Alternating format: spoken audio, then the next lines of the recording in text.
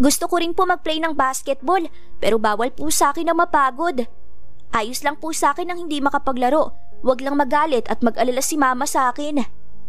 Nakatagilid siya sa akin kaya hindi niya namalayan na gising na ako at nakikinig sa usapan nila dahil nakafocus siya doon. Tungkol sa kung ano-ano siguro ang pinagsasasabi ni Diego dahil nag-iiba ang bawat sagot niya. Tumalikod siya sa akin at tinantay ang paa sa pintuan ng drawer ng mga damit. Noong family day, ako lang yung walang tatay. Yung drawing ko, 3 lang kami, lola, nanay at mama. Parang nasugatan ang puso ko nang marinig ang pag-iba ng tono ng boses ng anak ko. Bigla siyang nalungkot at naging matamlay. Hindi na nasundan ang kanilang pag-uusap at nagpaalam na sa isa't isa. Inilapag niya sa kama ang phone ko at lumabas ng silid na hindi ako nilingon. Bumangon ako at dinampot ang cellphone ko nang tumunog iyon. Isang text message na galing kay Diego. Biglang naputol ang tawag. Pakisabi kay Dustin na pwede niya ako maging tatay, kaya wag na siyang malungkot. Binuksan ko ang isa niya pang mensahe. Kung okay lang naman sa'yo at para hindi na rin siya malungkot. Hindi niya sinabi sa akin pero ramdam ko sa boses niya na malungkot siya. Tatay ka naman niya talaga. Gusto ko sanang isagot sa kanya, ngunit pinili ko na hindi na lang siya replyan. Pinatay ko ang cellphone ko at lumabas para sundan ng anak ko. Natagpuan ko siya sa bakuran, kumakain ng nilagang kamote na pinaresan niya ng kape. Tumabi ako ng upo sa kanya at nakikain ng kamote sa kanyang plato. Anak, paano kung isang araw bigla ko na lang sabihin sa iyo na nakita ko ng tatay mo? Ano ang mararamdaman mo? Hindi ko po alam kasi hindi pa naman dumadating ang araw na yun, mama. Napangiwi ako ng pilosopo niya akong sagutin. Tama nga naman siya. I mean, paano kung isang araw makita mo ng tatay mo? Ano ang una mong gagawin? Ano ang sasabihin mo sa kanya? Tulad nga po ng sinabi niyo, wala siyang kasalanan. Hindi niya alam na may anak siya sa inyo, kaya hindi ko siya susumbatan. Siguro, pakinggan ko ang sasabihin niya at bigyan siya ng chance na maging bahagi ng buhay ko. Pero kung siya mismo ayaw sa akin, mas maigi na lang ho na hindi ko na lang siya kilalanin. Ayaw ko rin na makilala siya at pagkatapos nun, hindi kami magsasama kasi may iba siyang pamilya. Hinarap niya ako at inabot ang aking pisngi. Ikaw lang at si lola nanay ang sapat sa akin, mama. Naluluha na hinaplos ko ang ulo niya. I love you, anak. Kahit ako, nagdadalawang isip ako kung sasabihin ko ba kay Diego ang tungkol sa tunay na pagkatao ni Dustin. Ngayon pa lang natatakot na ako para sa anak ko. Paano kung hindi ako piliin ni Diego kahit legal ang kasal namin? Paano kung ilayo niya sa akin ang anak ko at magsama sila ng babae niya? Hindi ko iyon kakayanin. Paano ang anak ko? Ang hirap din sa akin na sabihin sa kanya ang totoo kasi paano kung hindi niya ako paniniwalaan? Kasi sa ilang buwan namin na pagsasama, pakiramdam ko, ngayon lang ako dumaan sa buhay niya. Imposible naman na lahat ng pangyayari ng gabing yon ay nakalimutan niya.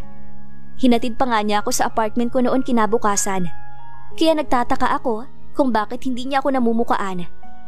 Kasi ako, kahit may nagbago sa kanya, namumukaan ko pa rin siya. Hindi nga lang ako sigurado nung una. Nang makabalik na sa pag-aaral si Dustin, bumalik na rin ako sa isla. Hindi pa rin nakauwi si Diego. Hindi naman niya sinabi kung saan siya ngayon. Ang sabi niya lang, baka next week ay uuwi na siya at gusto niyang makita si Dustin. Matagal pa naman ang pag-uwi niya, kaya hindi ko muna iniisip yon. Ginawa kong abala ang sarili sa paglilinis sa buong kabahayan nang sa ganoon, hindi ko maramdaman na nag-iisa ako. Minsan, dumadalaw ako sa farm pero dito sa likod bahay ako dumadaan. Sa gabi na ako umuuwi kasi baka may nag-aabang na reporter sa labas ng bahay ni Diego. Nag-iingat pa rin ako kahit sinabi ni Diego na okay na ang issue na yon. Mahirap na, mabuti na yung handa at sigurado. Nandito ka pala? Ang nakakairitang boses ni Danica ang bumungad sa akin. Dire-diretso itong pumasok sa loob ng bahay at kasunod niya si Ma'am Claudia. Bigla akong pinanlamigan ng kamay nang salubungin ko ang masamang tingin ng ginang. I thought umalis ka na. Di ba hindi legal ang kasal nyo? Peke lang yun, di ba? Umawang ang labi ko na binaling sa kanyang tingin. Napakasinungaling. Alam na niya ang totoo, pero bakit ganito ang sinasabi niya sa harap ni Ma'am Claudia? Magsasalita na sana ako para sagutin siya, ngunit biglang nagulat ako nang sampalin ako ng malakas ni Ma'am Claudia. Pakiramdam ko, naiwan ang kaluluwa ko na nakaharap kay Danica. Bigla akong nahilo. Hindi pa ako nahimasmasan nang hilahin niya ang pangako at mariing hinawakan. Galit na galit siya. Ramdam ko ang kuko niya doon. You fooled me? Anong pagpapaikot ang ginawa mo sa anak ko? At sinakyan niya ang kahibangan mo? Galit na sigaw niya sa mukha ko at sinampal ulit ako. Pinaniwala mo ko? Pinaniwala mo kaming lahat sa kasinungalingan mo? Anong plano mo? Ang kayamanan ng anak ko? Kaya pinaniwala mo kung babae ka? Humahango siya sa sobrang galit na nararamdaman. Nang tingnan ko si Danica, isang nakakalokong ngisi ang binitawan niya, na para bang nasatisfied siya sa ginawa ni Ma'am Claudia sa akin. Sinamaan ko siya ng tingin. May araw ka rin sa aking babae ka. Lumayas ka sa pamamahay na to. Lumayas ka, kundi hindi lang yan ang aabutin mo. Mariing wika ni Ma'am Claudia. Pasalamat na lang ako at hindi siya naka-high heels, kundi baka nakataop na iyon sa paa ko sa lakas ng pagkasipa niya doon. Lumapit sa akin si Danica at nagpantay kami ng upo. Nagtangis ang mga ngipin ko nang daanan niya ng kanyang daliri ang pisngi ko kung saan sinampal ni Ma'am Claudia. Napailing ako nang malakas niyang hilahin ang buhok ko. Galit ang kanyang seryosong muka. Bagay na ngayon ko lang nakita sa kanya. Ngayon lang din ako nakaramdam ng takot dahil ibang-iba siya ngayon. Iba siya magalit ngayon. Leave here or else?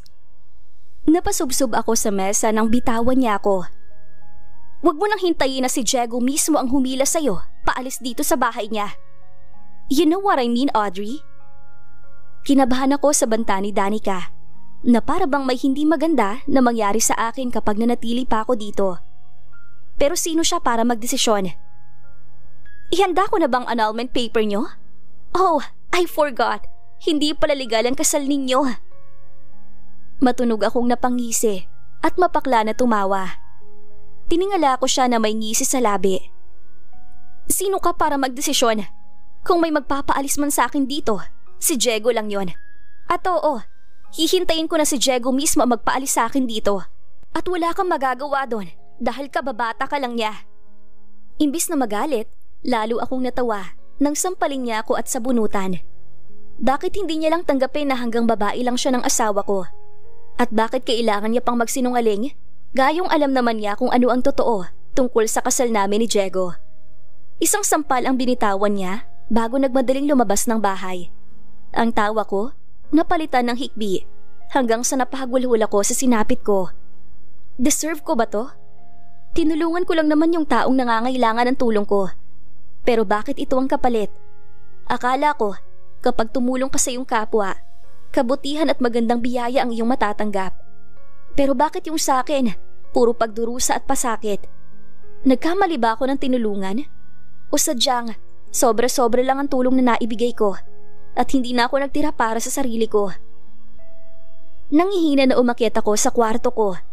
Dumiretso ako sa banyo at ibinabad ang katawan ko sa bathtub nang mawala konti ang sakit sa katawan na natamu ko.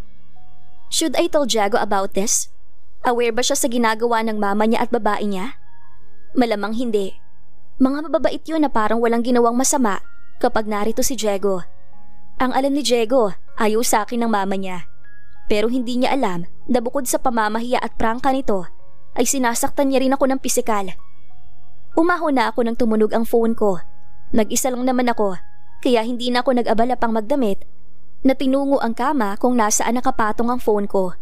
Si Diego ang tumatawag. Wala sana akong balak na sagutin yon dahil bigla na lang akong nakaramdam ng galit at inis sa kanya. Ngunit hindi niya ako tinatantanan sa pagtawag. May kailangan ka?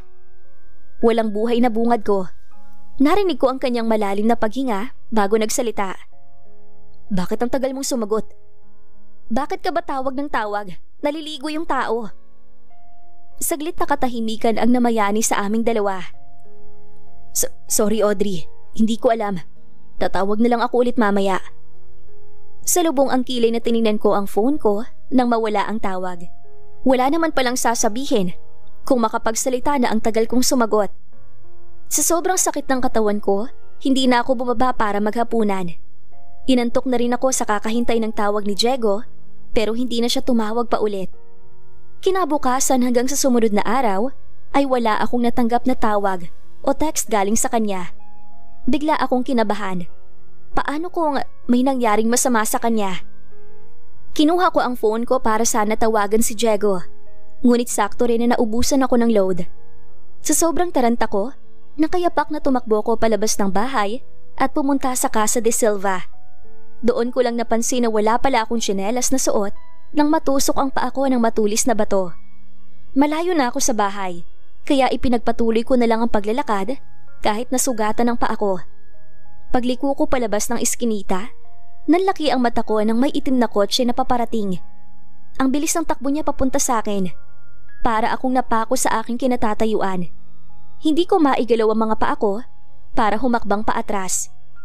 Sa isang iglap, sa bilis ng pangyayari, huli na para magpreno siya dahil nabundol na niya ako. Tumilapon ako at nagpagulong papunta sa bangin. Mabuti na lang at nakahawak ako sa isang maliit na puno. Dahil kung hindi, baka bali-bali na ang mga katawan ko. O baka wala na ako. Tulong! Nahihirapan na sigaw ko. Kumikirot ang balakang ko kung saan tumama sa sasakyan. Natatakot rin akong gumalaw dahil baka mabuwal ang puno na kinakapitan ko. Wala akong ibang mahawakan kundi ito at ang mga maliliit na kahoy sa paligid. Tulong! Tulungan niyo po ako! Nabuhayin lamang ako ng loob nang makarinig ng yabag na paparating. Tulong! Nandito po ako! Pakiusap! Tulungan niyo ako! Ang tuwa sa puso ko napalitan ng galit nang makita kung sino ang dumating. Si Danica. Nakasuot pa siya ng shades. Danica! Tulungan mo ko! Pakiusap ko, ngunit tila wala siyang narinig. Nakatingin lang siya sa akin at wala siyang pakialam sa kalagayan ko kung mahulog ako dito. Danica, pakiusap, tulungan mo ko makaalis dito. She crossed her arm at pinakatitigan ako. Malakas at madiskarte ka, di ba? Pwes, diskartehan mo kung paano mo matakasan ang katapusan mo. Malakas siyang tumawa at lumakad paalis. Danica, bumalik ka dito. Tulungan mo ko, please. Ngunit napagod na ako sa kakasigaw ay hindi siya bumalik. Napakasama niya. Siya palang bumangga sa akin. Ang tindi ng ipinaglalaban niya. Kaya niya akong tapusin para lang mawala ako ng tuluyan sa buhay ni Diego. Tulong! Takot na sigaw ko nang gumalaw ang puno na kinakapitan ko. Tumingin ako sa ibaba. Hindi ko yun kakayanin kapag tumalon ako doon.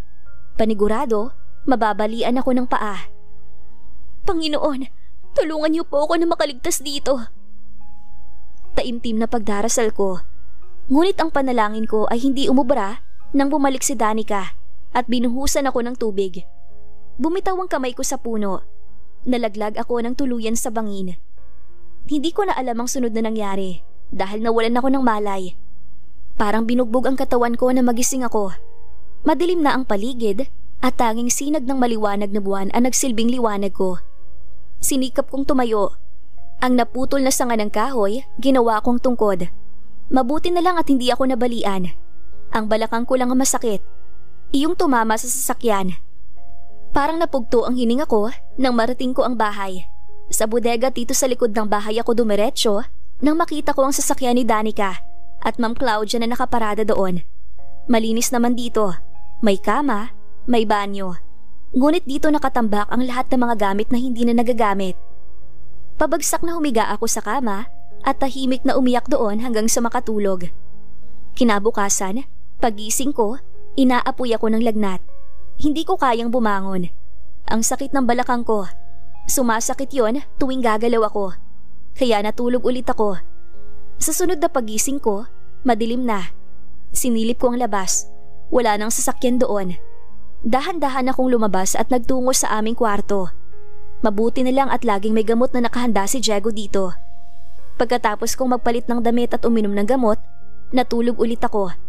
Pagkagising ko kinabukasan, maayos na ang pakiramdam ko. Mabuti na lang, hindi tumilapon ang cellphone ko kung saan. Naroon lang iyon sa bulsa ng pantalon ko. Matapos kong mag-agahan, kinuha ko iyon para sana tingnan kung may text si Diego doon. Pero ibang text ang natanggap ko. Muntik na akong himatayin nang mabasa ko iyon ng buo. Audrey, ang anak mo, nakidnap! Mensahe ni inay sa akin na nagpalumo ng buong pagkatao ko. Sino ang may kagagawan ng pagkakawala ng anak ni Audrey? At paano pag nalaman ni Diego na anak nito si Dustin? Abangan sa susunod na kabanata. Please like, share, subscribe for more updates. Maraming salamat po!